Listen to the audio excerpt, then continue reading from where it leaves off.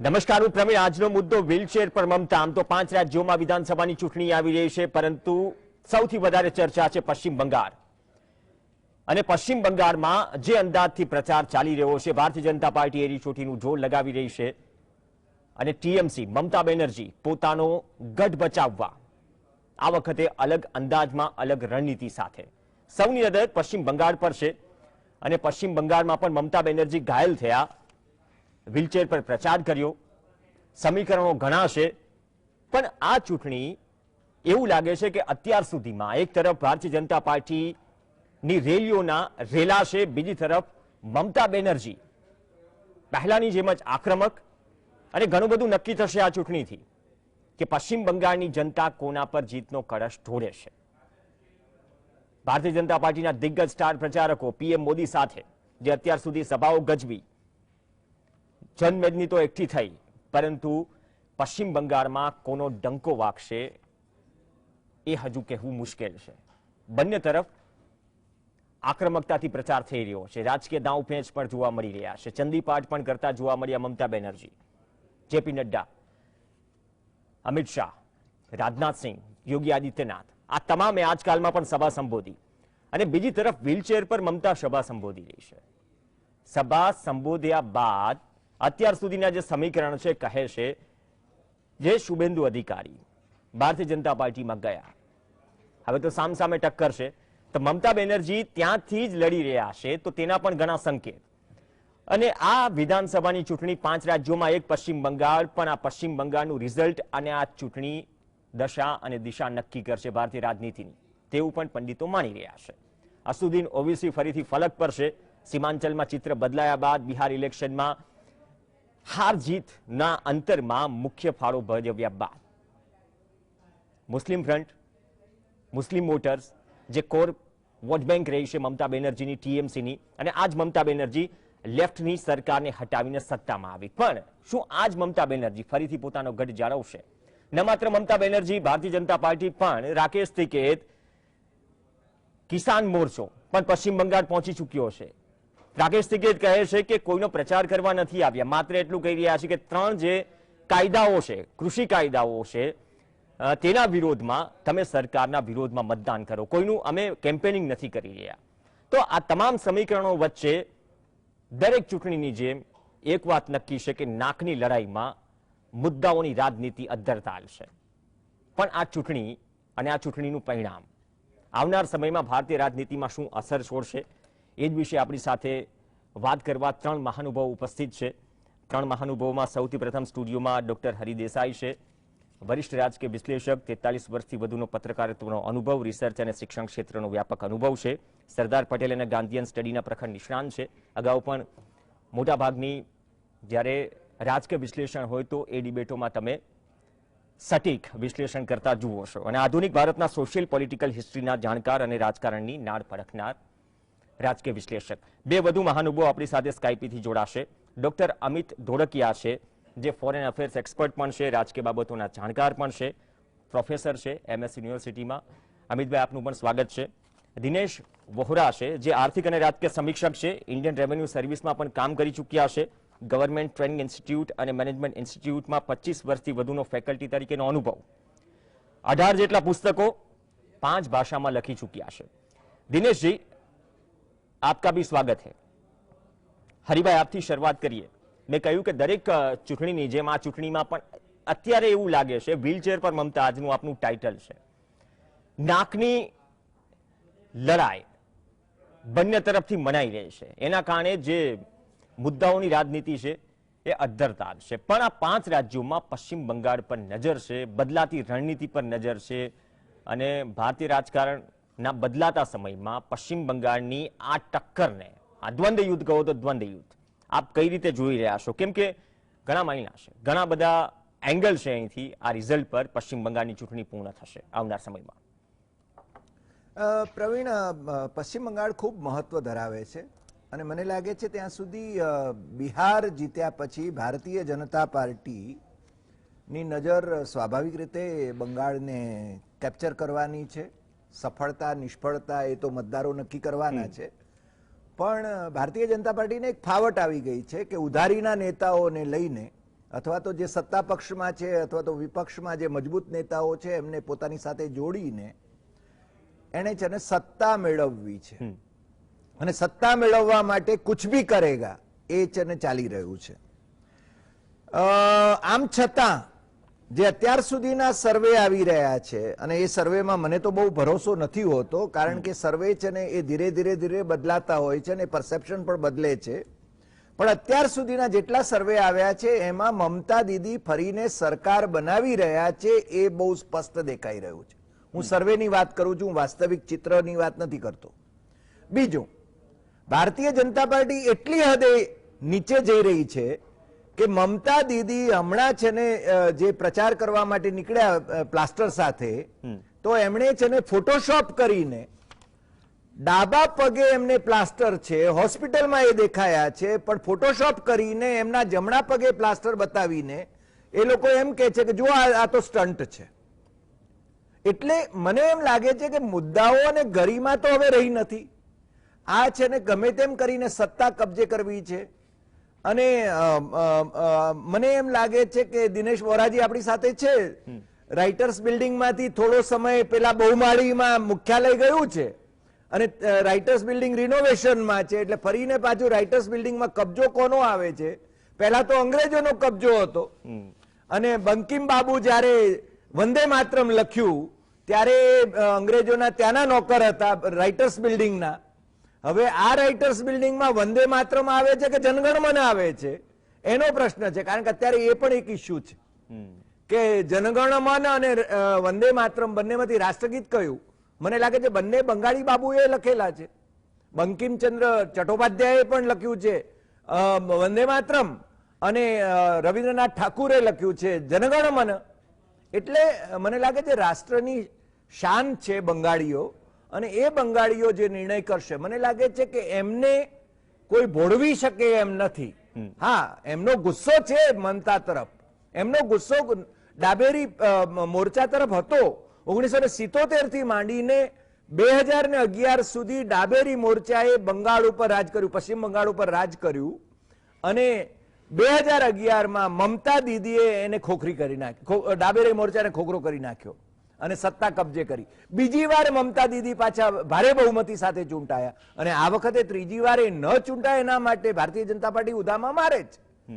પણ છતાં પણ ડોન્ટ અંડર એસ્ટિમેટ હર, કારણ કે પ્રણવ મુખર્જીએ મમતા દીદી વિશે કહ્યું છે કે લખ્યું પણ છે એમના પુસ્તકમાં કે એ જે કંઈ ગાંડા ઘેલી વાતો કરે છે એ વાતો છે ને એના રાજકારણની વ્યૂહરચનાઓનો ભાગ હોય છે. અને એ છે ને સ્ટ્રીટ ફાઇટર છે. અત્યારે પણ એ વારંવાર કહે છે કે આઈ એમ અ સ્ટ્રીટ ફાઇટર. એટલે ધારો કે ભાગેલા પગે પણ એ છે ને વ્હીલચેરમાં પણ પ્રચાર કરી રહ્યા છે, લોકો એની સાથે જોડાઈ રહ્યા છે. એના ઘણા બધા નજીકના માણસોને પણ ભારતીય જનતા પાર્ટીએ ખેરવ્યા છે. અને એમાં ભારતીય જનતા પાર્ટીએ જેમને ખેરવ્યા હતા તૃણમૂલમાંથી એ પાછા છે ને ભારતીય જનતા પાર્ટીને છોડીને જતા રહ્યા છે. એ પણ આપણે જોઈએ છે. કેટલાક પૂર્વ નક્સલવાદી જેમને તૃણમૂલમાં મમતા દીદીએ રાજ્યસભાએ મોકલાવ્યા એ ભારતીય જનતા પાર્ટીની અંદર હોકારા દેકારા કરી રહ્યા છે. એટલે હવે ભારતીય જનતા પાર્ટીનું કલ્ચર કેવું રહેવાનું છે બંગાળની અંદર એ આપણે જોઈએ.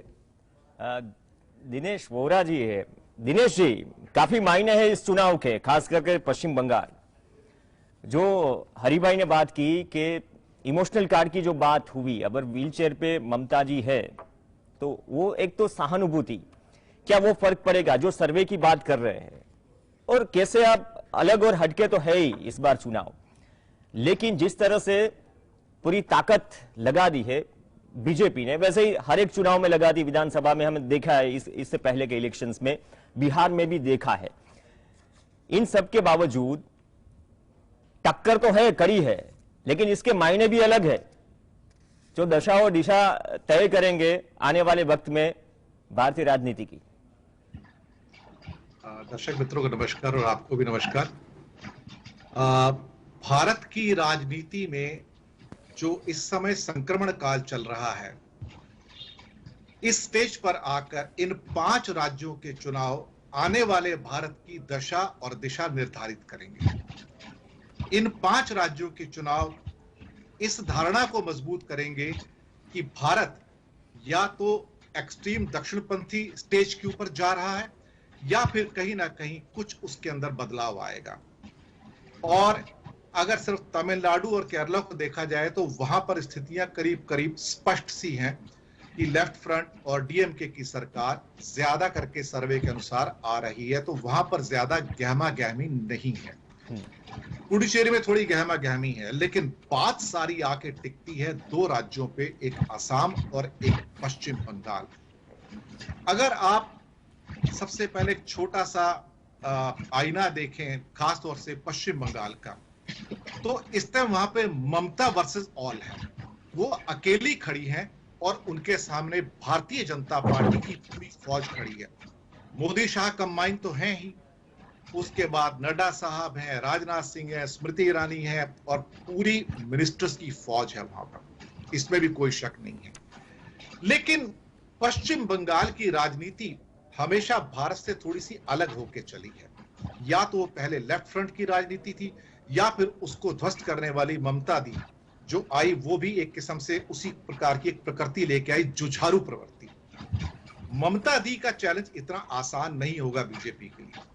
और जहां तक भारत के भविष्य की बात है, ये बंगाल के जो नतीजे आएंगे 2 मई को, वो आगे की दिशा निर्धारित कर देंगे। क्योंकि यहां पर जैसे कि हरि भाई ने कहा कि कुछ सर्वे तो बता रहे हैं टीएमसी के फेवर में है, ये बात बिल्कुल सही है। मेरी बात बहुत सारे लोगों से हो रही है जो पश्चिम बंगाल के बहुत सीनियर पत्रकार हैं, और कुछ तो उनमें से इस टीवी पर ऑलरेडी आ भी चुके हैं। मेरी आज भी उनसे बात हो रही। उनका कहना है कि अब जो पश्चिम बंगाल में हो रहा है, अब वोट बंटने वाली स्थिति खत्म हो गई है। अब वहां पे वोट कंसोलिडेशन की स्थिति आ गई है। यानी कि जब से ममता दी की चोट लगने का प्रकरण हुआ है, उसके बाद से जो सहानुभूति तो है, लेकिन कुछ वोट जो छिटक सकते थे टीएमसी से इधर या उधर, अब वो नहीं छिटक रहे हैं। अब ये फेज स्टार्ट हो गया कंसोलिडेशन का। अब सबने अपने मन बना लिए हैं, जिन्होंने भारतीय जनता पार्टी की ओर जाना था और जिन्होंने टीएमसी की ओर जाना था। कुछ वर्ग ऐसा भी है जो कांग्रेस और लेफ्ट के साथ में भी है। अब इसका मतलब है कि इस कंसोलिडेशन फेज के अंदर हमें यह देखने को मिलेगा कि जो भी कम्युनिटीज है वहां की, जो पहले से ममता के साथ में थी, अब वो और पक्के तरीके से उनके साथ में आ गई हैं। दूसरा महत्वपूर्ण मुद्दा, 27-28% के आसपास मुस्लिम आबादी है। ये मुस्लिम आबादी, इनकी चोट लगने से पहले अंदेशा लगाया जा रहा था कि शायद वो छिटक के बट जाएं, या तो लेफ्ट फ्रंट और कांग्रेस के उसमें एक आईएसएफ भी एक फैक्टर है। लेकिन अब चोट लगने के बाद एक मेजोरिटी जो है उनकी, वो वापस से टीएमसी में आ रही है। ये मेरे पास अभी सूचना आई है। तीसरा एक महत्वपूर्ण मुद्दा है वहां पर मटुआ कम्युनिटी का, जो पिछले कई दशकों से बांग्लादेश से आते रहे हैं। उनको हमेशा इस बात का आश्वासन दिया जाता रहा है कि उनको भारत की नागरिकता या उनके अधिकार मिलेंगे। अभी जब सीएए लागू हुआ तो तब भी यह बात कही गई थी, लेकिन आज भारतीय जनता पार्टी के नेता सीएए की बात नहीं कर रहे हैं, या कहते हैं कि हम चुनावों के बाद करेंगे। और असम के अंदर तो इसकी बात बिल्कुल भी नहीं हो रही है। भारतीय जनता पार्टी जब भी सीएए का प्रश्न आता है, बचती उससे फिर रही है। अगर आप याद करें कि मोदी जी 26 तारीख को बांग्लादेश जा रहे हैं। अब मटुआ कम्युनिटी ने पिछले इलेक्शन में 2019 में एक मुश्त होके एक बड़ी मेजोरिटी के साथ भारतीय जनता पार्टी को सपोर्ट किया था। लेकिन ये मटुआ कम्युनिटी इस बार फ्रस्ट्रेटेड है, क्योंकि पहले वो टीएमसी के साथ भी थी। अब उनको साधने के लिए जब बांग्लादेश के अंदर मोदी जी जा रहे हैं, तो उनका एक विजिट मटुआ हिंदू टेंपल का भी है। ये मटुआ वोटों को साधने की एक प्रक्रिया है, देखा जाए तो। एक और इशू यहां पर, भारतीय जनता पार्टी के पास क्वालिटी कैंडिडेट्स नहीं है। बहुत सारे कैंडिडेट छिटक के टीएमसी से आए। अगर भारतीय जनता पार्टी के कुछ कैंडिडेट जीतते भी हैं, जैसे कि अंदेशा तो है, उसमें काफी बड़ी संख्या टीएमसी के मेंबर्स की होगी। तो एक तरह से कहा जाए आधे टीएमसी के मेंबर वहां आ रहे हैं। और आज तो काफी मारामारी भी हुई है पश्चिम बंगाल के अंदर, जहां भारतीय जनता पार्टी के जो पुराने लॉयलिस्ट थे, वो इस बात का विरोध कर रहे थे कि आपने इनको टिकट कैसे दे दिए, जो अभी माइग्रेट होकर वहां पर आए हैं। एक महत्वपूर्ण मुद्दा जो लास्ट में मैं आपको गिनाना चाहूंगा, मोदी जी जब भी इलेक्शनियरिंग के लिए जाते हैं, तो कहीं ना कहीं राज्यों के इलेक्शन में वहां पर एक बात नोट की गई है कि अगर चुनाव प्रधानमंत्री के पद के लिए है तो उनको वोट मिलते हैं, लेकिन जैसे ही ये प्रक्रिया चेंज होती है कि विधानसभा के लिए वोट पड़ने वाले हैं, तब लोग शायद बीजेपी के वोट कम कर जाते हैं 5 से 10%। उड़ीसा का इलेक्शन आपको याद होगा, पिछले साल लोकसभा के साथ हुआ था। वहां पर मतदाताओं के सामने 2 पेटियां थी, एक लोकसभा के लिए और एक खासतौर से विधानसभा के लिए नवीन पटनायक के लिए। जब लोकसभा का प्रश्न आया तो बहुत सारे लोगों ने मोदी जी का बटन दबाया, लेकिन जब विधानसभा का बटन दबाने की बारी हुई, जो साथ में दूसरी मशीन थी, तो उन्होंने नवीन पटनायक का बटन दबाया। इसका मतलब मतदाता प्रबुद्ध है, मतदाता समझदार है, और मतदाता ने मेरी रिपोर्ट्स के अनुसार अब तक पश्चिम बंगाल में मन बना लिया है। और जहां भी अपोजिशन का लीडर स्ट्रांग है, जिस स्टेट में भी, वहां पे भारतीय जनता पार्टी के लिए पार पाना मुश्किल हो जाता है। इसको हमने कई स्टेट्स में देखा है। और पश्चिम बंगाल के अंदर एक भारतीय जनता पार्टी के लिए बुरी खबर यह है कि वहां पर सामने जो व्यक्ति खड़ा है सीएम पद के लिए, वो टेस्टेड व्यक्ति है, जबकि भारतीय जनता पार्टी के पास कोई भी चेहरा मौजूद नहीं है जिसको वो शोकेस कर सके कि ये चीफ मिनिस्टर का कैंडिडेट है। इसलिए लोग नंदीग्राम में भी अगर वो आई हैं तो नंदीग्राम में चैलेंज स्वीकार किया है। जुझारू है, लड़ाकू प्रवृत्ति है, ये लड़ सकती है किसी से भी। नंदीग्राम में आके सुवेंदु चौधरी को मैसेज दिया है कि मैं आ गई हूं, और सिर्फ इस सीट को जीतने नहीं आई हूं, जो आपके 35-40 सीटें हैं इस एरिया की, उनको भी प्रभावित करके मैं जीत के जाऊंगी। ये जो प्रवृत्ति है ममता बनर्जी की, ये उनको बाकी भारत के नेताओं से जो अपोजिशन में सबसे अलग कर देती है। शायद ये कारण है कि भारतीय जनता पार्टी अपनी पूरी की पूरी फौज वहां पर उतार रही है। पर शायद मुझे लगता है अंतिम रिजल्ट तो 2 मई को ही आएगा, उसके बारे में अभी क्या कहें। लेकिन फिलहाल जो एक हिंट्स आ रहे हैं वो इस किस्म के आ रहे हैं कि जहां पे अभी ममता का पलड़ा थोड़ा सा भारी लग रहा है। ये मेरा फर्स्ट सबमिशन। ત્રાજવા જેવું થયું હરિભાઈ. અમિતભાઈ છે.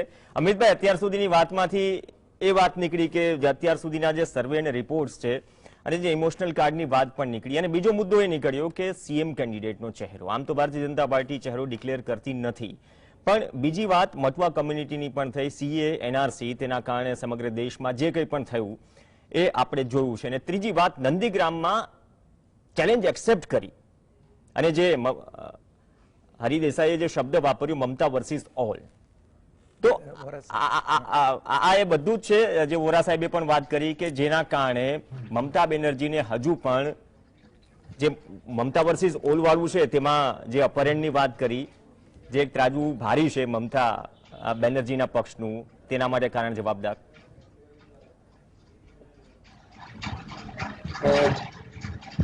આપણે પહેલા આંકડાઓની દ્રષ્ટિએ મને લાગે છે કે થોડી વાત કરીએ.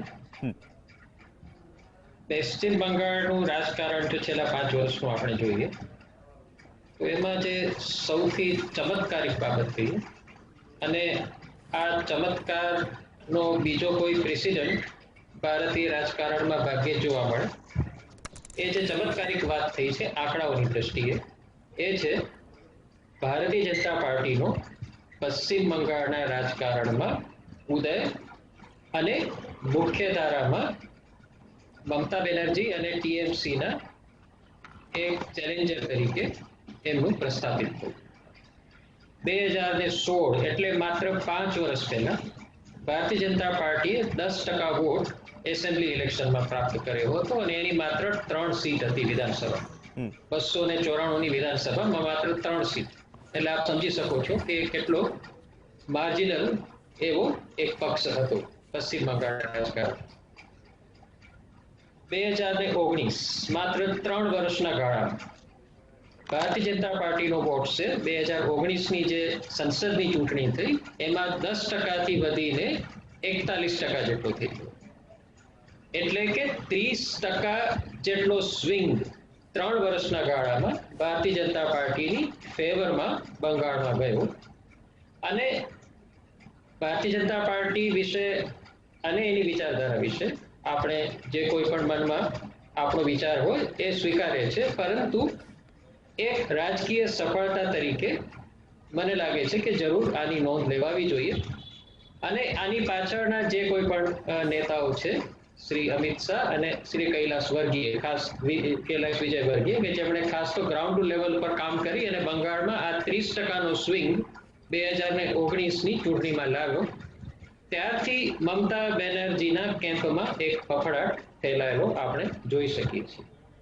ભલે આ ચૂંટણી મમતા કેન્દ્રીય ચૂંટણી છે, એ નિર્વિવાદ છે, પરંતુ મને એવું લાગે છે કે મમતા બેનર્જી ભારતીય જનતા પાર્ટી દ્વારા જે નેરેટિવ રજૂ કરવામાં આવી રહ્યો છે, એ નેરેટિવને સામે એ રિએક્ટ કરી રહ્યા છે.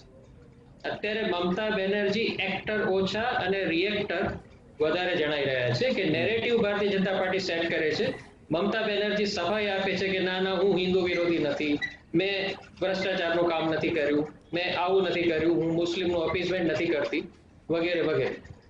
એટલે આખું જે ચિત્ર છે તે એટલું બદલાઈ ગયું છે કે સર્વેના રિઝલ્ટ્સ જે આવે તે, પરંતુ મને એવું લાગે છે કે મેદાન બંને પક્ષો માટે એક સમાન રીતે ખુલ્લું છે.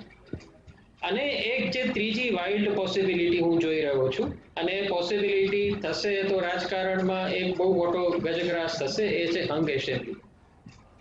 કારણ કે લગભગ 65 થી 70 જેટલી બેઠકો 2016ની ચૂંટણીમાં કોંગ્રેસ અને લેફ્ટ ફ્રન્ટે જીતેલી. ફરી પાછા તેઓ એક થયા છે, અને સાથે સાથે ઇન્ડિયન સેક્યુલર ફ્રન્ટ જે સિદ્દીકી મૌલાના છે, એમનો પણ એમને સાથ દીધો છે, જે થોડા ઘણા વોટ્સ, મુસ્લિમ વોટ્સ તૃણમૂલ તરફથી તોડશે. જો લેફ્ટ અને કોંગ્રેસ ભલે 2016 જેટલું નહીં તો પણ એનાથી અડધું પોતાનું કૌવત દાખવી શકે, તો પણ સંભાવના છે કે ભારતીય જનતા પાર્ટી અને તૃણમૂલ બંને 20-25 સીટથી દૂર રહે સત્તાથી.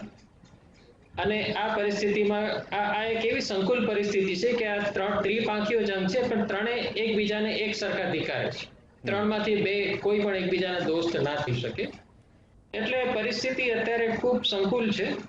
અને જે રીતે ભારતીય જનતા પાર્ટીનું એગ્રેશન ગ્રાઉન્ડ લેવલ ઉપર દેખાઈ રહ્યું છે, અને જે મોટી સંખ્યામાં, ખાસ તો બંગાળમાં આપણે પેલા બીજા આંકડા જોઈએ તો બંગાળમાં લગભગ 27% મુસ્લિમ, 23% દલિત વોટ બંગાળને માટે ખૂબ નિર્ણાયક વોટ છે. 23% દલિત અને બીજો લગભગ 5-5.5% ટ્રાઇબલ વોટ્સ. તૃણમૂલ કોંગ્રેસનું જે ઓર્ગેનાઇઝેશનલ સ્ટ્રક્ચર છે અને તૃણમૂલ કોંગ્રેસની જે નેતાગીરી છે, એમાં 10 વર્ષના શાસનમાં દલિતો અને ટ્રાઇબલ્સને એટલું પ્રતિનિધિત્વ નથી મળ્યું. ભારતીય જનતા પાર્ટીએ આ તક ઝડપી લીધી છે અને બંગાળનો જે 23% દલિત સમુદાય છે અને ટ્રાઇબલ સમુદાય છે, એમાં હિન્દુત્વનો પગપેસારો એ લોકો કરી શકે છે. એટલે આ પણ એક ફેક્ટર ધ્યાનમાં રાખવા જેવું છે. બીજું, મમતા અત્યારે દુવિધાની સ્થિતિમાં છે. મુસ્લિમ અપીસમેન્ટનો ચાર્જ લાગે છે તો એ હિન્દુ પૂજારીઓને પણ સાલિયાણું બાંધી આપે છે, હિન્દુ પૂજારીઓને ઘર આપે છે, ચંદીપાઠ કરે છે. સાથે સાથે મુસ્લિમોને પણ એવું કહેવાની કોશિશ કરે છે કે હું તમારી છું. અને આ વસ્તુથી ક્યાંક એમનું જે સેક્યુલરિઝમ છે એનું ખોખલાપણું અને એનું દુવિધાપણું એક્સપોઝ થઈ ગયું કે તમારે આ કરવાની જરૂર જ નથી. ભારતીય જનતા પાર્ટીને ચેલેન્જ કરવા માટે તમારે હું તમારાથી વધારે હિન્દુ છું એવું સાબિત કરવાની જરૂરત નથી. અને એમના જે ઉચ્ચારણો છે એ પણ ક્યાંક ને ક્યાંક મને એવું લાગે છે કે એમની એક રાજકીય મેચ્યોરિટી હવે ઓછી થઈ છે એ દર્શાવે છે. ખાસ તો હું ગુજરાતની વાત કરીશ.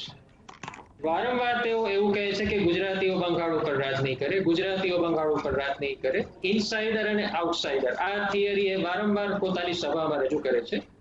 અને બંગાળને વધારે સંકુચિત રાજકારણની દિશામાં એ લઈ જઈ રહ્યા હો એવું મને લાગી રહ્યું છે. કારણ કે ગુજરાતીઓ ક્યારે બંગાળ માટે આઉટસાઇડર થઈ ગયા? અને ઓલ સાઇડ એન્ડ ડન, પ્રધાનમંત્રી હંમેશા દેશનો પ્રધાનમંત્રી હોય છે, ગૃહમંત્રી હંમેશા દેશનો ગૃહમંત્રી હોય છે. ક્યારે માનનીય ડોક્ટર મનમોહન સિંહને આપણે શીખ પ્રધાનમંત્રી તરીકે સંબોધ્યા નથી. ક્યારે માનનીય શ્રી પ્રણવ મુખર્જીને આપણે બંગાળી રાષ્ટ્રપતિ તરીકે કહ્યું નથી. પરંતુ મમતા બેનર્જી ચીફ મિનિસ્ટરની એક જવાબદાર ખુરશી ઉપર બેઠા હોવા છતાં પણ વારંવાર જો એવું કહ્યા કરે છે કે ગુજરાતીઓ બંગાળ ઉપર રાજ નહીં કરીએ, ગુજરાતીઓ દેશના તમામ રાજ્યો ઉપર રાજ કરે સંભવ નથી, અને હું જ માત્ર બંગાળની એક ઓથેન્ટિક દીકરી છું, તો બંગાળને એક પ્રદેશવાદ તરફ એ લઈ જઈ રહ્યા છે. ભલે એમના પક્ષનું નામ છે ઓલ ઇન્ડિયા તૃણમૂલ કોંગ્રેસ, પરંતુ હવે ઓલ ઇન્ડિયા તરફનું એનું કમિટમેન્ટ ઓછું થઈ રહ્યું છે અને બંગાળમાં એક સંકુચિત પ્રદેશવાદ અને બલકે હું તો એવું કહીશ કે સબ નેશનલિઝમને એ વધારે ઉત્તેજિત કરી રહ્યા છે, જેનું લાંબા ગાળે નુકસાન બંગાળને થશે એવી મને દહેશત છે. એટલે જરૂર ભારતીય જનતા પાર્ટીએ આપણે કહીએ તો પક્ષપલટુઓનો સાથ લીધો છે, પરંતુ તૃણમૂલ પોતે પણ પક્ષપલટુઓથી જ બનેલો પક્ષ છે. તૃણમૂલમાં અત્યારે કોણ આવેલું છે? તૃણમૂલે લેફ્ટ ફ્રન્ટમાંથી બધાને લીધા, તૃણમૂલે કોંગ્રેસમાંથી પણ બધાથી લીધા. 2011માં જયારે તૃણમૂલ સત્તા ઉપર આવ્યો ત્યારે માત્ર પક્ષપલટુઓનો પક્ષ હતો, એનો કોઈ ઓરિજિનલ વોટર બેઝ નહોતો. એટલે ભલે આક્ષેપો પ્રતિ આક્ષેપો થઈ રહ્યા છે, પરંતુ હજી પણ મને એવું લાગે છે કે આ આખું જે ચૂંટણીનું ચિત્ર છે એ બંને પક્ષો માટે ઓપન છે.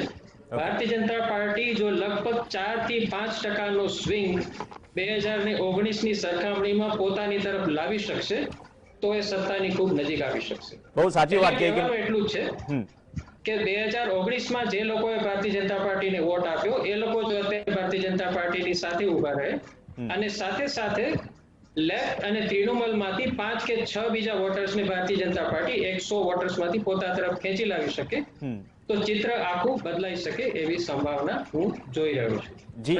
જી અમિતજી, તો 19ની જે વાત કરી 40% વોટ શેર, 18 બેઠકો ભાજપને મળી અને જે રીતે અમિતભાઈએ વાત કરી કે બેલેન્સ કરીને ચાલી રહી છે અને જે રણનીતિ છે સમયસર બદલી રહી છે, તો પ્રણવ મુખર્જીની જે વાત કરી એના વિશે પણ ચર્ચા કરીશું અને ચેલેન્જરની ભૂમિકા, કેમ કે આ પહેલા કન્ક્લુડ થયું બિહાર ઇલેક્શન, જ્યારે ચેલેન્જરની ભૂમિકામાં તેજસ્વી યાદવ હતા, સામે લેફ્ટ અને કોંગ્રેસ સાથે પણ ગઠબંધન હતું, પણ નીતિશ કુમારની જે સ્થિતિ હતી કેમ કે એ પણ ગઢ હતો, તો હવે શું મુદ્દા બદલાશે? ત્યારે ચર્ચા થઈ એક્ઝિટ પોલમાં અને તમામ જગ્યાએ આવ્યું કે ગઠબંધનની સરકાર બનવા જઈ રહી છે, આરજેડી સત્તામાં આવી રહી છે. ત્યારે થયું તો ભારતીય જનતા પાર્ટી તમામ પક્ષો તરફી પણ કહેવા લાગ્યા કે નહીં, પશ્ચિમ બંગાળમાં પણ ચર્ચા છે, રોજગારીનો મુદ્દો ચર્ચા છે, એ સિવાય કયા કયા એંગલ નીકળે છે જે ખરેખર બિહારથી પશ્ચિમ બંગાળ જાય છે, પશ્ચિમ બંગાળની રાજનીતિમાંથી એક સ્ટેટમેન્ટ ઘણું બધું કહી જતું હોય છે, એક ઘટના ઘણી બધી અસર કરતી હોય છે, જેમ વ્હીલચેર વાળી ઘટના આવી. હજી ઘણી બધી ઘટનાઓ બાકી છે. એક બ્રેક માટે રોકાઈશું, બ્રેક બાદ સેકન્ડ સ્ટેપ પર જઈશું અને પશ્ચિમ બંગાળની રાજનીતિની વધારે છણાવટથી વાત કરીશું. વ્હીલચેર પર મમતા, પશ્ચિમ બંગાળનું દ્વંદ યુદ્ધ કહો, નાકની લડાઈ કહો, પણ આ લડાઈ, આ ચૂંટણી 5 રાજ્યોમાંથી માત્ર પશ્ચિમ બંગાળ જ કેમ, જેના પર સૌથી વધારે નજર ટકેલી છે સમગ્ર દેશની, જ્યાં ચિત્રો અલગ છે, દ્રશ્યો અલગ છે. ટીએમસીમાંથી ભાજપમાં જતા, ભાજપમાંથી ટીએમસીમાં આવતા, લેફ્ટ પોતાનો ભૂતકાળ ફરીથી લાવે છે કે નહીં, કોંગ્રેસ પોતાના મૂળ મજબૂત કરે છે કે નહીં, મૂળ મજબૂત કરે છે, પણ મૂળ કોના મજબૂત કરશે? પશ્ચિમ બંગાળની જનતા. અને પશ્ચિમ બંગાળની જનતા કયો સંદેશ આપશે સમગ્ર ભારતીય રાજનીતિને, અન્ય રાજ્યોને? ચર્ચા આગળ વધારીએ. આપણી સાથે ડોક્ટર અમિત ધોળકિયા, દિનેશ વોરા અને ડોક્ટર હરિ દેસાઈ છે. હરિભાઈ, અમિતભાઈને સાંભળ્યા, વોરા સાહેબને સાંભળ્યા. મેં બિહાર પર એટલે અલ્પ વિરામ કરીને બ્રેક લીધો કેમ કે બિહારમાં લેફ્ટ કોંગ્રેસ અને આરજેડી ગઠબંધનમાં હતા. હવે ત્યારે પણ ચર્ચા થઈ કેમ કે જે વાત કરી ને કે રિએક્શન, અમિતભાઈએ પણ વાત કરી કે રિએક્શન આપી રહ્યા છે મમતા બેનર્જી. આ સ્થિતિમાં તેજસ્વીના કેસમાં થોડી અલગ વસ્તુ હતી. તેજસ્વી ચેલેન્જર હતા નીતિશ કુમાર સામે. અહીંયા પરિસ્થિતિઓ અલગ છે, પણ આપણે સીએ, એનઆરસી, ચલો મુસ્લિમ ફ્રન્ટ આવે છે, એમાંય 20-30 સીટ ઉપર આ બંને લડી રહ્યા છે. આ તમામ વચ્ચે ઇમોશનલ કાર્ડ સિવાય મમતા જમીન બચાવે છે ને જૂની આઈડિયોલોજી કરતા, તમે જે રણનીતિની વાત કરી હતી કે બદલતી રણનીતિ, એ બદલતી રણનીતિનો ભાગ છે જે કંઈ પણ છેલ્લા અમુક દિવસોમાં થયું. એટલે આમાં અમિતભાઈએ જે વાત કરી, હું તો એમ કહું છું કે એમાં કોંગ્રેસ અને લેફ્ટ ફ્રન્ટ છે ને પોતાનું અસ્તિત્વ ગુમાવી ચૂક્યું છે. Let us be very honest about it. અને એ છે ને મુખ્ય વિપક્ષ પણ ત્યાં થઈ શકે એમ નથી. જે લડાઈ છે એ તૃણમૂલ અને ભારતીય જનતા પાર્ટી વચ્ચેની જ લડાઈ છે, આ બાબત બહુ સ્પષ્ટ છે. બીજું, Mamata can not be under estimated.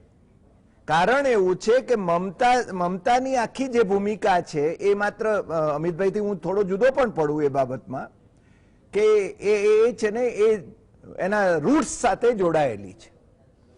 આપણે ગુજરાતીઓનો પ્રશ્ન એ વાત છે ને, ગુજરાતમાં કદાચ આપણે ઇમોશનલ થઈ જઈએ તો ગુજરાતના આપણા નેતાઓની શું ભાષા હોય છે અથવા બીજા રાજ્યોમાં લોકોની શું ભાષા હોય છે આપણે જાણીએ છીએ. દરેક પ્રાદેશિક પક્ષ, ઓલ ઇન્ડિયા છે જ નહીં તૃણમૂલ માત્ર બંગાળનો પક્ષ છે, અને એટલા માટે પ્રાદેશિક પક્ષો જે હશે એ પ્રાદેશિક વાત જ કરવાના છે, અને એનું પોતાનું છે ને એ રજવાડું જાળવી રાખવાનું છે. બીજી વાત, ત્યાં કોંગ્રેસ અને લેફ્ટ ફ્રન્ટ વચ્ચે અલાયન્સ થયું છે. આ અલાયન્સ છે ને નેચરલ અલાયન્સ છે જ નહીં. એમણે છે ને પહેલા મમતાને મારવી છે અને પછી ભારતીય જનતા પાર્ટી સાથે લડવું છે. This is shear nonsense. તમે છે ને મમતાને મારવા જાઓ છો તો ભારતીય જનતા પાર્ટીની એન્ટ્રી થાય છે, અને ભારતીય જનતા પાર્ટી એકવાર તમારા રાજ્યની અંદર સત્તામાં આવ્યા પછી તમે તો નલીફાઈ થઈ જાઓ છો. એટલે આ છે ને, હું નથી માનતો કે ત્યાં આગળ લેફ્ટ ફ્રન્ટ કે કોંગ્રેસને બહુ જાજુ વજૂદ મળે. કેરળની અંદર કોંગ્રેસ અને લેફ્ટ ફ્રન્ટ એ સામસામે લડે છે, અહીંયા છે ને સાથે લડે છે. અને હું માનું છું કે બંગાળીઓ મૂર્ખ નથી. બંગાળી પ્રજા છે ને એ બહુ જ બુદ્ધિશાળી પ્રજા છે, ને દુનિયાની અંદર બુદ્ધિશાળી પ્રજામાં એની ગણના થાય છે. એટલે એ લોકો છે ને એ ભલે બીજી રાજનીતિ જે ચાલતી હોય, બંગાળીઓ પોતે છે ને એ પોતાના હિત જાણે છે. એટલે આપણે બધા ત્રણેય પેનલિસ્ટ સંમત છીએ, we have to keep hour finger cross. Trinamool અને ભારતીય જનતા પાર્ટી બેમાંથી કોઈ પણ સરકાર રચી શકે, પણ જો ભાઈએ અમિતભાઈએ કહ્યું એમ જો ત્રિશંકુ આવે તો નિશ્ચિત ભારતીય જનતા પાર્ટી સરકાર રચી શકે. કારણ કે એની પાસે છે ને કેન્દ્ર સરકાર છે, એની પાસે સેન્ટ્રલ એજન્સીઓ છે. અત્યારે ચૂંટણી ચાલી રહી છે ત્યારે ઇન્કમ ટેક્સના દરોડા પડી રહ્યા છે, એન્ફોર્સમેન્ટના દરોડા પડી રહ્યા છે. આ છે ને આ આપણે જોઈ શકીએ છીએ. એટલે આ કેટલું સ્વસ્થ થઈ રહ્યું છે. મમતાને સાચો ખોટો જે એનો ધારો કે ફ્રેક્ચર થયું છે કે નથી થયું એના વિશેનો રિપોર્ટ એ ઇલેક્શન કમિશન આપે છે. એ કહે છે કે આ ખોટી વાત છે, અધૂરો રિપોર્ટ છે, અધૂરો રિપોર્ટ છે. એટલે ટૂંકમાં Y they act as somebody's agent. It is a constitutional body. પણ છતાં હવે છે ને એ બધાનો આખો જે મેળ ચાલે છે એની અંદર મમતાને ઠાર મારવી છે. પણ મમતા ઇઝ અ સ્ટ્રીટ ફાઇટર. આ છે ને બહુ સ્પષ્ટ છે. બીજી વાત, આપણા નેતાઓ, ભારતીય જનતા પાર્ટીના નેતાઓ ત્યાં જઈને ઉછળીને કહે છે કે અમે છે ને ઘૂસણખોર બાંગ્લાદેશીઓને છે ને કાઢી મૂકીશું. લોકસભાની અંદર ભારતીય જનતા પાર્ટીની સરકારના બેઠેલા ગૃહમંત્રીઓએ, ગૃહ મંત્રાલય, ગૃહ રાજ્યમંત્રીઓએ જે અહેવાલ મૂક્યા છે એ તો છે ને યુપીએની સરકારમાં જેટલાને ડિપોર્ટ કર્યા એના કરતા પણ સાવ ઓછા લોકોને ડિપોર્ટ કર્યા છે. 200, 300, 400 છેલ્લા 6 વર્ષની અંદર. તમે જો ઓફિશિયલ ફિગર્સની હું વાત કરું છું, અને તમે કહો છો કે 2 કરોડ બાંગ્લાદેશી ઘૂસણખોરો આ દેશમાં છે, એમાંથી માત્ર છે ને 1000 ને તમે છે ને 6 વર્ષમાં મોકલ્યા છે, અને તમે રાતોરાત બાંગ્લાદેશી ઘૂસણખોરોને મોકલી દેશો. બીજું, મને લાગે છે વોરા સાહેબે બહુ સરસ વાત કરી છે કે ભાઈ શ્રી જઈ રહ્યા છે આપણા માનનીય વડાપ્રધાન ત્યાં આગળ બાંગ્લાદેશમાં, અને એ વખતે છે ને હિન્દુ મંદિર પેલા મટુવાનું છે એનો છે ને એના દર્શને પણ જવાના છે. પણ બાંગ્લાદેશની પ્રાઇમ મિનિસ્ટર એ પોતે કહે છે કે અમારા કોઈ બાંગ્લાદેશી ઘૂસણખોરો તો ઇન્ડિયામાં છે જ નહીં, અને આપણી સરકાર એનો જવાબ નથી આપતી. પાર્લામેન્ટની અંદર 2 કરોડ જેટલા બાંગ્લાદેશી ગેરકાયદેસર ઘૂસણખોરો આપણે ત્યાં છે એવા રિપોર્ટ મુકાયા છે. કોંગ્રેસની સરકારે મૂક્યા છે, બીજેપીની સરકારે મૂક્યા છે, અને છતાં આપણે મૌન છીએ. આપણે છે ને ત્યાંના પ્રાઇમ મિનિસ્ટરને કહેતા નથી. એટલે લોકોને ભોળવવા માટે ચૂંટણી પ્રચારમાં કયા લેવલનો ચૂંટણી પ્રચાર થઈ રહ્યો છે, કેટલી હલકી કક્ષાની ભાષા વપરાઈ રહી છે, એને આપણે અવગણીએ. બંગાળીઓ એને છે ને સહન કરશે. આપણે ગુજરાતીએ વર્સિસ બંગાળી કરવાની વાત જ નથી. બંગાળીઓ પોતાનું હિત જાણે છે. એ કોંગ્રેસને જીતાડે, ભારતીય જનતા પાર્ટીને જીતાડે, ડાબેરીઓને જીતાડે કે તૃણમૂલને જીતાડે એ એમનો પ્રશ્ન છે. પણ અત્યારની જે લડાઈ છે એ માત્ર ભારતીય જનતા પાર્ટી અને તૃણમૂલ વચ્ચેની છે. પેલા વોટ કટરા જે છે મુસ્લિમ પાર્ટી, પેલા ઓવૈસી જે કોને લાભ કરવા માટે ફરી રહ્યા છે ખબર છે બધાને. એટલે એ કઈ બહુ જાજી વજૂદ એની હોય એવું હું નથી માનતો. અત્યારે સીધી લડાઈ આની છે. અને ગોરખાઓને કેમ તમે ભૂલી જાઓ છો? ગોરખાસ પણ બહુ મહત્વનું ફેક્ટર છે. બટુઆ જેમ મહત્વનું ફેક્ટર છે, વોરા સાહેબે કહ્યું એમ ગોરખાસની અંદર છે ને જે બહુ જ પ્રભાવી ફેક્ટર છે એ છે ને તૃણમૂલની સાથે છે. એટલે કીપ યોર ફિંગર ક્રોસ, બેમાંથી કોઈ પણ સરકાર રચી શકે, પણ મમતાને અંડર એસ્ટિમેટ ન કરીએ. ચલો, અંડર એસ્ટિમેટ એકબીજા કોઈને કરવા માંગતા પણ નથી. અત્યારની સ્થિતિ તો છે, માહોલ ગરમાશે. वोरा साहब, चुनाव आगे बढ़ेगा, माहौल और गर्माएगा, लेकिन रेफ्यूजी की बात है, सीए एनआरसी की बात है, और दूसरी बात यह है कि मैं सीमांचल का जिक्र कर रहा था इस शो के ओपनिंग में, इंट्रो में, कि ओवैसी ने 20 से ज्यादा सीटें लड़ी और काफी वोट शेयरिंग में, और सीट का कन्वर्जन रेट भी अच्छा था लास्ट विधानसभा इलेक्शन से.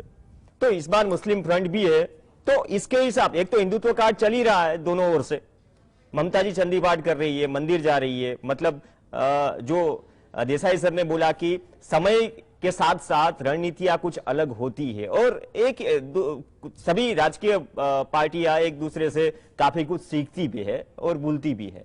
तो क्या वोटों का पोलराइजेशन, रेफ्यूजी और सीए एनआरसी और गोरखा वाला मुद्दा, ये भी मेजर सीट्स पे असर करता है? मठुआ की जो आप बात कर रहे हो, तो मानते हो कि जमीनी स्तर से दोनों पार्टियां उस पे आक्रामक होगी, और समय के चलते जिस तरह से आगे बढ़ रहा है इलेक्शन, मतलब इलेक्शन नजदीक आ रहा है, 8 चरण में है वैसे, तो मुद्दा गरमाया रहेगा?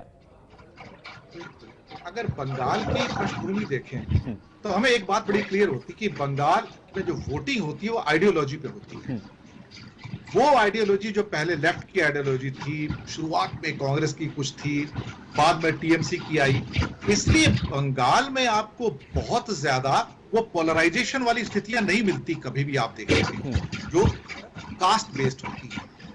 दूसरी बात, भारतीय जनता पार्टी ने एक पॉलिसी और बनाई हुई है पूरे इंडिया के अंदर, टू मार्जिनलाइज द माइनॉरिटीज. वो कभी भी मुस्लिम्स को, क्रिश्चियंस को, सिखों को वोट नहीं देते, उनको टिकट्स नहीं दिया करते. ये उनकी पॉलिसी है ऑल ओवर इंडिया में, तो उनको वो हाशिए पर धकेल देते हैं. इस आइडियोलॉजी के इलेक्शन के अंदर ये एक्सपेक्ट करना है कि कुछ कास्ट यहाँ जाएंगी, कुछ कास्ट वहां जाएंगी, कुछ टुकड़े जा सकते हैं, लेकिन बंगाल की पृष्ठभूमि इंटैक्ट है, वो अभी भी आइडियोलॉजी के ऊपर ही लड़ेगी. बीजेपी की सबसे बड़ी दिक्कत क्या है, मैं बताता हूं आपको. बीजेपी की सबसे बड़ी दिक्कत जो है, स्ट्रॉन्ग रीजनल पार्टीज हैं, चाहे वो केरल हो, तमिलनाडु हो, उड़ीसा हो, बंगाल हो, महाराष्ट्र के अंदर शिवसेना और एनसीपी हो, ये जितनी भी रीजनल, ये पंजाब में अकाली दल हो, ये हमेशा इनके लिए प्रॉब्लम रही है. हालांकि अकाली दल साथ ही रहा है इनका, लेकिन रीजनल पार्टी जो स्ट्रॉन्ग होती है, जैसे आंध्रा में भी है, तेलंगाना में भी है, बीजेपी की दाल वहां पर नहीं गल पाती क्योंकि स्ट्रॉन्ग रीजनल लीडरशिप है. वही समस्या बंगाल के अंदर आती है कि रीजनल लीडरशिप बहुत स्ट्रॉन्ग है. दूसरी बात, वहां पर आरएसएस का बेस कहने को स्ट्रॉन्ग लगता है, लेकिन ग्राउंड रियलिटी ऐसी है कि वो अभी तक इतने सालों में कोई वोट नर्चर नहीं कर पाए. लेकिन दो चीजें देखनी होंगी. क्या हमें ये चुनाव 2016 के वोट बैंक से कंपेयर करके देखना चाहिए या 2019 के वोट बैंक से कंपेयर करके देखना चाहिए? मैं अभी भी कहूंगा कि 2019 का वोट बैंक प्रधानमंत्री मोदी के लिए था, भारतीय जनता पार्टी के लिए नहीं था, और आप उसके अंदर एक सब्सटेंशियल या क्वालिटेटिव गिरावट को आप देखेंगे.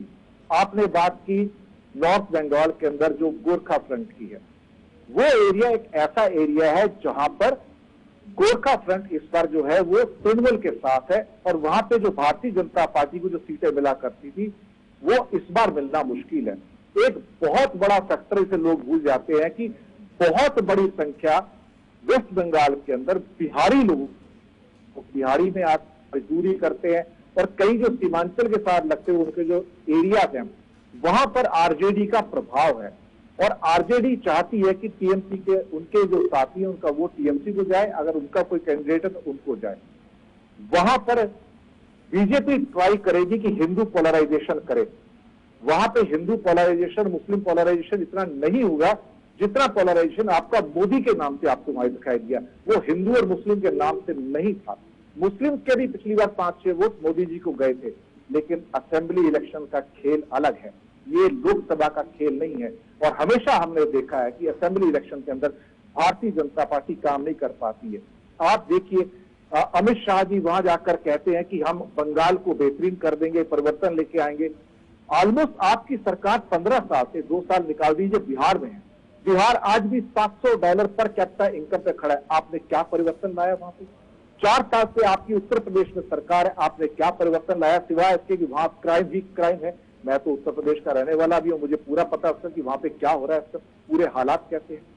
तो भारतीय जनता पार्टी जो दावे करती कि हम ये करेंगे वो करेंगे, वो आपको जमीनी तौर पे नजर नहीं आते हैं। जबकि बंगाल की पर कैपिटा इनकम अभी भी कोविड के बाद भी $1600-1700 के आसपास है, जबकि उत्तर प्रदेश की पर कैपिटा इनकम $980 के आसपास है।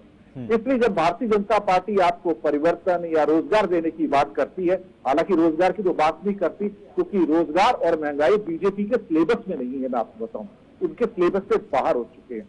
इवन उषा उत्थुप जैसी जो फेमस कलाकार है, पॉप सिंगर है वेस्ट बंगाल से, उन्होंने भी कहा कि सारी पार्टियां सत्ता के पीछे भाग रही हैं, रोटी कपड़ा मकान की कोई बात नहीं करता। आप सिर्फ जय श्री राम का नारा लगाने से, योगी जी भी जहां जाते हैं जय श्री राम का नारा लगाते हैं। जय श्री राम के नारा से हमें ना तो रोटी मिल सकती है, ना ही हमें कपड़ा मिल सकता है, ना ही मकान मिल सकता है। हम श्रद्धा से उनका नाम सदियों से लेते आए हैं, लेकिन अगर वो इम्पोज किया जाता है तो फिर वहां की जनता विरोध भी करती है। ठीक है, अभी जो भी होगा, लेकिन 2 मई के रिजल्ट चौंकाने वाले होंगे, भारत की दशा और दिशा को चेंज करेंगे। ये मेरा मानना है कि इसके बाद भारत की सोच में बदलाव आएगा। જી અમિતભાઈ બંનેને સાંભળ્યા, પણ આજનું જે એક લેટેસ્ટ નિવેદન છે યોગી આદિત્યનાથનું કે પરિવર્તન આવી રહ્યું છે, મમતા બેનર્જી સંધિપાઠ કરતા થઈ ગયા, તો ફાયરબ્રેન્ડ નેતાઓ ઘણા બધા છે, એની અસર અને જે દિગ્ગજ નેતાઓ ટીએમસી માંથી ભાજપમાં આવ્યા છે એનો કેટલો ફાયદો, અને જે 16 અને 19ની કમ્પેરિઝનની વાત કરીએ, ચલો પીએમ મોદીના ચહેરાને ધ્યાનમાં રાખીને, લીડરશિપને ધ્યાનમાં રાખીને પીએમ કેન્ડિડેટ માટે ચલો વોટિંગ કર્યું, એ એક મુદ્દો છે। અને બીજી જે વાત કરી કે બિહાર નજીક છે, બિહારમાં નોકરીઓનો મુદ્દો, રોજગારીનો મુદ્દો ખૂબ ચર્ચાયો, તો એ અસર કરશે। અને બીજું કે ખુદ રાકેશ ટિકૈત કે કિસાન મોરચા જે ખુદ તાકાત જોખી રહ્યા છે, કોનું કેમ્પેનિંગ કરી રહ્યા છે એનો જવાબ તો નથી આપી રહ્યા કે અમે માત્ર એટલું કહી રહ્યા છે કે 3 કાયદાના વિરોધમાં મતદાન કરો। તો ખેડૂતો પણ છે, બેરોજગારો પણ છે, ઉપરથી ટીએમસી અને ભારતીય જનતા પાર્ટીની આઈડિયોલોજી, જે આપણે આઈડિયોલોજીની વાત કરીએ છીએ કે આઈડિયોલોજીકલી જે વોટર્સ છે પશ્ચિમ બંગાળના, તો આ સમીકરણો અમિતજી એક સાથે મળે છે, એના કારણે જ વધારે રસપ્રદ અને દ્વંદ્વયુદ્ધ બનાવે છે પશ્ચિમ બંગાળની ચૂંટણીને। ત્યાં સુધી વિચારધારાનો સવાલ છે। મને નથી લાગતું કે તૃણમૂલ અને ભારતીય જનતા પાર્ટી વચ્ચે એક હિન્દુ મુસ્લિમના જે મુદ્દાને છોડીને બીજો કોઈ આર્થિક કે બીજી કોઈ નીતિઓ વિશે બહુ ભેદ હોય। તૃણમૂલ કોંગ્રેસ અને મમતા બેનર્જીએ પોતે પણ ખૂબ કમ્ફર્ટેબલી ભારતીય જનતા પાર્ટી સાથે એલાયન્સ મારીને કામ કર્યું છે। અટલ બિહારી વાજપેયીની મિનિસ્ટ્રીમાં એ મંત્રી પણ રહી ચૂક્યા છે। જયારે ગુજરાતના રમખાણોનો કેસ બન્યો ત્યારે પણ એ શાંત રહેવાનું એમને પસંદ કરેલું। એટલે વિચારધારાની રીતે તો મને નથી લાગતું કે આ 2 પક્ષો વચ્ચે બહુ ભેદ હોય। દિનેશજીએ જે વાત કરી ને એ બહુ મહત્વની વાત છે। શા માટે મમતા બેનર્જી કેન્દ્રમાં રાખીને આ ચૂંટણીની ચર્ચા થઈ? માનો કે મમતા બેનર્જી 2/3 બહુમતીથી જીતી પણ ગયા, શું ફરક પડવાનો આ દેશની રાજનીતિમાં અને બંગાળના ભવિષ્યમાં? વ્યક્તિલક્ષી રાજકારણ અને વ્યક્તિલક્ષી પક્ષ મને લાગે છે કે લોકશાહીને માટે ક્યારે સૌ ઉત્સાહવર્ધક પરિબળ નથી હોતું।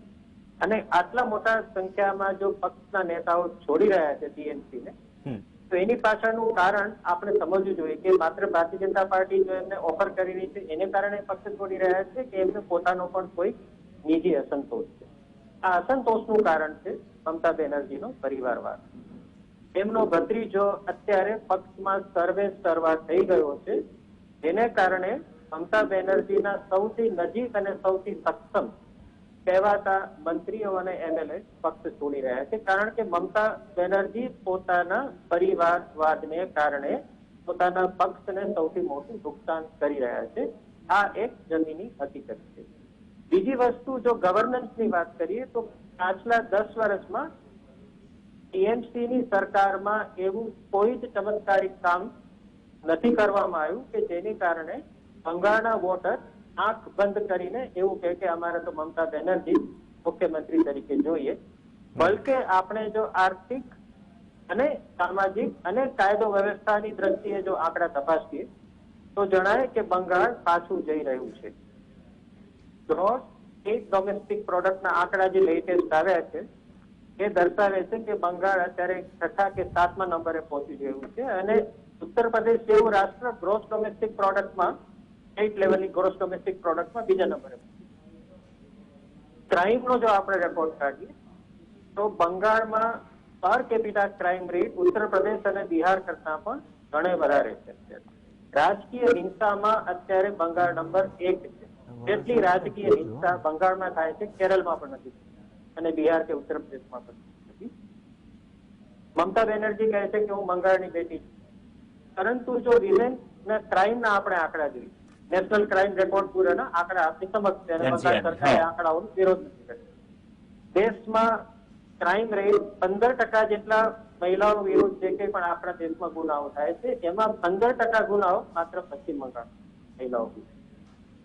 લગભગ 44% હ્યુમન ટ્રાફિકિંગ એ મહિલાઓને જે હ્યુમન ટ્રાફિકિંગનો ભોગ બને છે, જેને જાતીય શોષણના વ્યવસાયમાં મોકલવામાં આવે છે, એમાંથી 44% જેટલા કેસીસ માત્ર પશ્ચિમ બંગાળમાંથી આવે છે. મહિલાઓ સામેના એસિડ એટેકના સૌથી વધારે ગુનાઓ પશ્ચિમ બંગાળમાં થાય છે. પશ્ચિમ બંગાળનું એલિટ અત્યારે બંગાળ છોડીને જઈ રહ્યું છે. ગુજરાતમાં આપ જો કેટલી બધી કંપનીમાં બંગાળી એક્ઝિક્યુટિવ કામ કરી રહ્યા છે, પૂનામાં, બેંગ્લોરમાં, હૈદરાબાદમાં, દિલ્હીમાં, તમામ જગ્યાએ.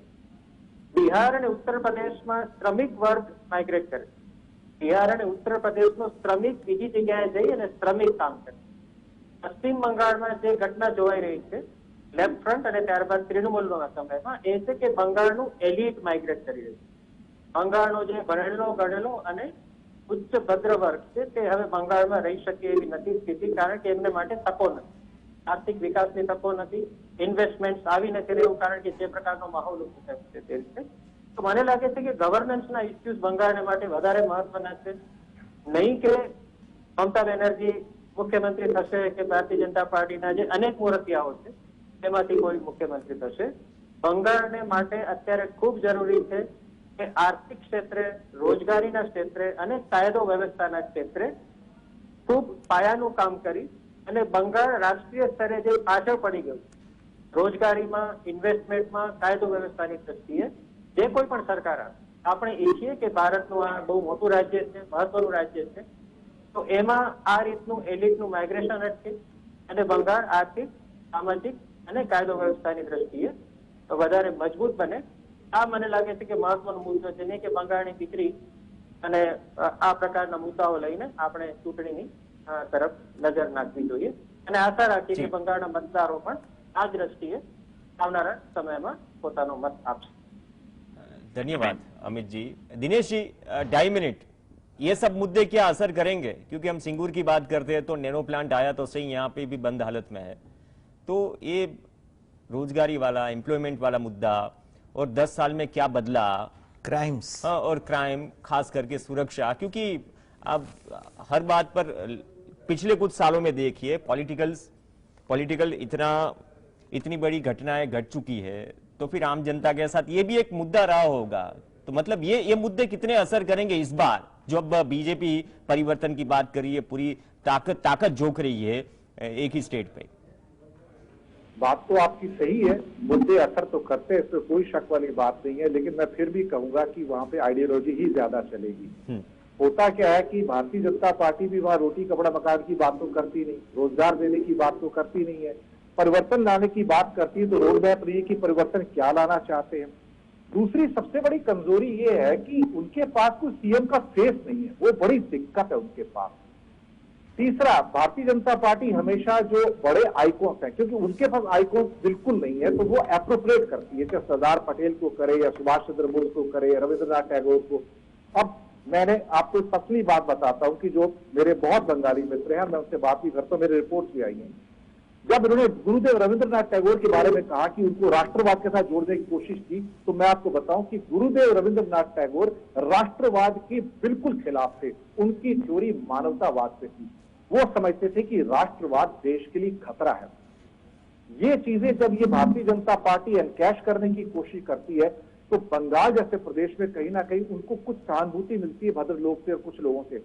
लेकिन चेंज तो है, मुद्दे असर करेंगे, लेकिन इतना असर नहीं करेंगे कि शायद वो एक राजनीतिक बदलाव लेकर आए और भारतीय जनता पार्टी को वहां बिठा दे।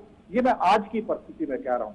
अगले कुछ हफ्तों में क्या बदलाव होगा, किस किस्म की परिस्थितियां उभरेंगी, हिंसा बढ़ेगी, मैं आपको बता रहा हूं। राजनीतिक हिंसा वैसे भी वहां पर काफी है, वो अमित जी ने भी बताया, और उसमें कोई शक वाली बात नहीं है। इस हिंसा में और बढ़ावा हो सकता है, इसमें भी कोई शक नहीं है, लेकिन अल्टीमेटली आपके जो वोट हैं जनता के, वही डिसाइड करेंगे। मुझे अभी भी लगता है अगर आज को देखा जाए तो ideology is going to win.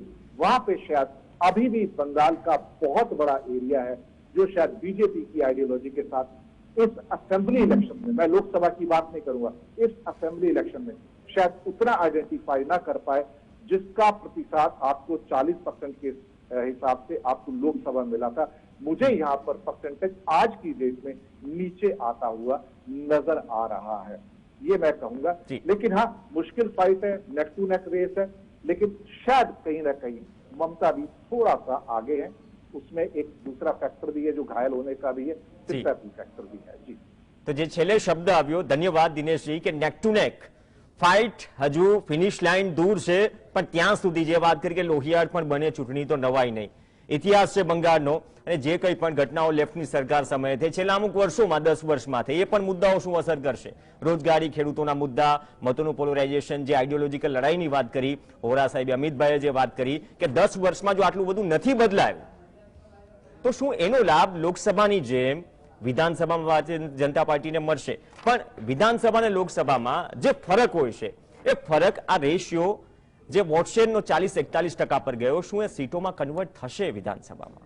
એ પણ બહુ મોટો સવાલ છે। પણ જે કંઈ પણ હોય, જેટલા બધા મુદ્દા નીકળ્યા, એ તમામ મુદ્દાઓ રોચક બનાવે છે પશ્ચિમ બંગાળના ઇલેક્શનને, 5 રાજ્યોની જે ચૂંટણી છે, અને તમામ દેશની સમગ્ર દેશની નજર છે આ ચૂંટણી પર અને આ ચૂંટણીના પરિણામ પર પણ, કેમ કે તેની અસરો પણ જશે, દશા અને દિશા ઘણી બધી નક્કી થશે રણનીતિ હિસાબથી, આઈડિયોલોજીકલ છે કે નહીં, કેટલું બદલાયું પશ્ચિમ બંગાળમાં, ભારતીય જનતા પાર્ટીનો જ્યાં ઉદય થયો છે ત્યાં પાયા કેટલા મજબૂત કરે છે ભારતીય જનતા પાર્ટી, તેના પર પણ નજર ટકેલી છે।